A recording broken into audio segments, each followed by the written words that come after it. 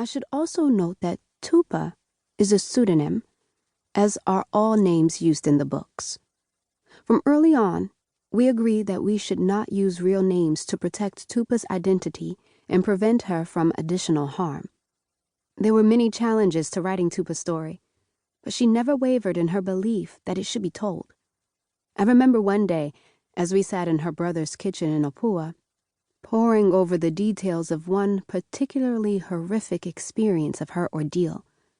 We decided that it was all too much and we needed to take a break for a few days. The room grew silent as I made tea and stared out the window, watching a group of children play soccer. Tupa, sitting at the kitchen table, leafed through a United Nations report on human trafficking that I had happened to bring along that day. When I turned around, she was frantically fumbling with my recorder. "How do you turn this on?" she said irritably. "We must continue." Taken aback, I started to go through all of the reasons why we should take a short hiatus, but she abruptly cut me off. "This," she said, holding up the report, "it does not say anything.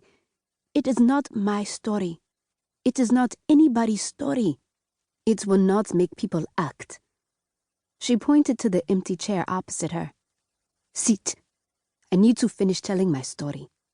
The result presented here is not a statistic or an exposition, but an individual account of modern-day slavery. One woman's story of boundless courage in the face of one of the worst human atrocities imaginable. Chris Lockhart, April 2018, Opua, Namibia. 1. I watched my pursuers from my concealed position among the rocks. My stomach was so nervous that I was afraid it might somehow give me away.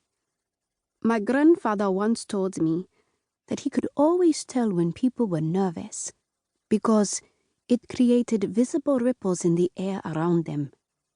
I swallowed hard and tried to remain calm. The two men I'd escaped from that morning leaned against their battered pickup truck, talking closely as they watched a third man. Though I had never seen him before, it was the third man who worried me the most. He was a slight, almost inconspicuous figure who moved in a soft, deliberate manner. His head bowed as he carefully scanned the ground before him. Occasionally, he squatted to get a closer look at the ochre-colored sand of the dry riverbed. He is reading the ground, I thought, and my heart dropped as I realized that the delicate frame and almost feline body language of this curious individual marked him as a bushman. There was no point in trying to lose them now, I thought. It was just a matter of time. I remembered my father telling me stories of how the South African Defense Force had used bushmen in this part of southeastern Angola during the war years to search for infiltration routes and water holes used by Southwest Africa People's Organization rebels. He said they always feared the Bushmen trackers the most because they led the white soldiers straight to their camps. It was why they were known as flechas, arrows. As I shifted my position, I winced from the pain in my hip. I had bruised it that morning when I dropped over the side of the truck and landed awkwardly on a rock.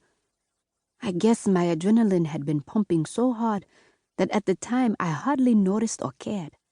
But now, as I lay still and watched my pursuers, I became conscious of a terrible throbbing in my right hip, as well as the razor-like torment from the many cuts and scratches on my legs and arms. This is what happens, I thought, when you run for your life across Angola's unforgiving scrubland. I had waited all night for the right moment to make my escape. After taking me the day before, the men had forced me to ride in the open bed of the pickup truck, exposing me to the full intensity of the African